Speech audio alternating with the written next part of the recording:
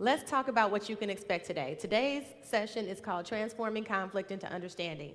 And I have a little statement here. I don't know if you can read it, but I'm going to read it and then I'm going to ask you to repeat it. It says, it's your choice.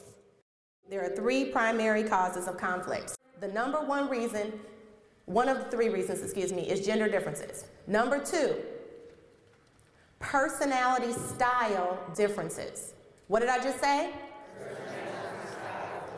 Very good, thank you. And number three, generational differences.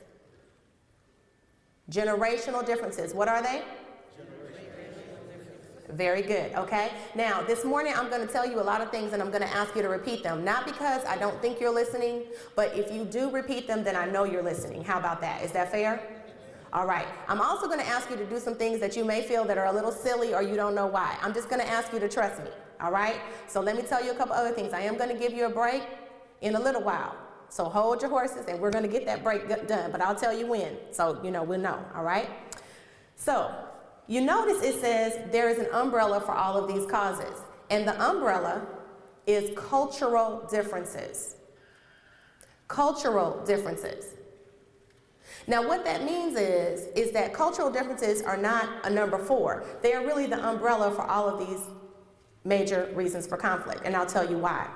Whatever is going on at the time that you're growing up, your environment, whether it be your work or your home environment, it affects your attitude, the way you look at things, the things that you believe, and your habits. Do you agree with that?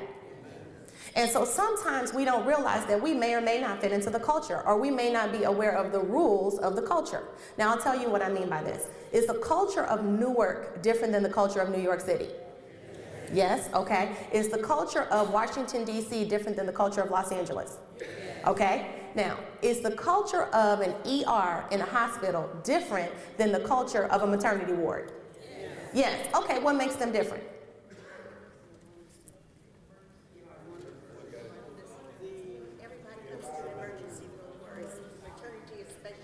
Okay, everybody comes to a maternity ward, an emergency room, but a maternity ward is specialized. I would say it's specialized. That's pretty good. Okay, someone else. What's the difference?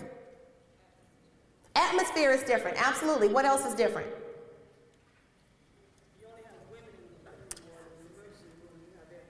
Primarily, you have women in the maternity ward. In the emergency room, you have everybody. Okay? What else is different? One is for happiness, one is for grief. Can be, sure.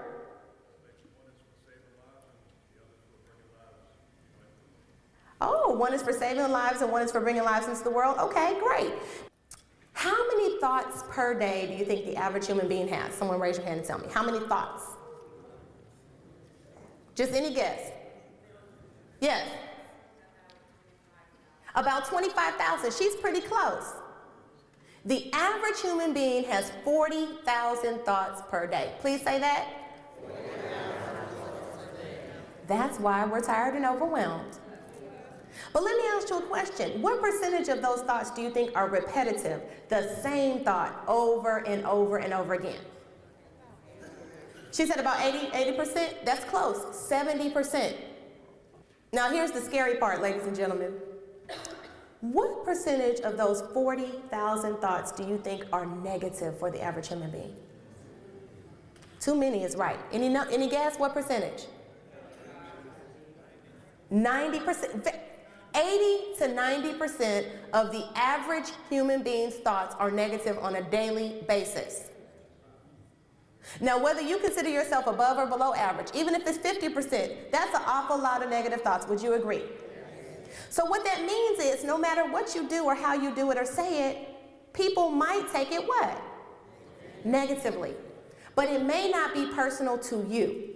I'm going to tell you this. Most of the time people do things not because of you, but in spite of you. Are you with me?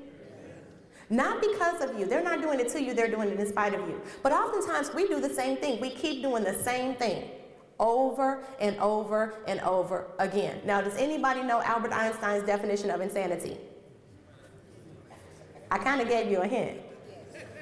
Doing the same thing over and over again and expecting something different. Yes, doing the same thing over and over and over again and expecting to get different results. That's the definition of insanity. How many of us have been guilty of that? All right, at least half of us are willing to admit it. Okay, so I'm sharing this with you because we're going to talk about some of these habits that you have that get you into trouble. Because see, I can stand up here and talk all day, but we're going to get in some of your personal business. Are you willing to let me do that? All right.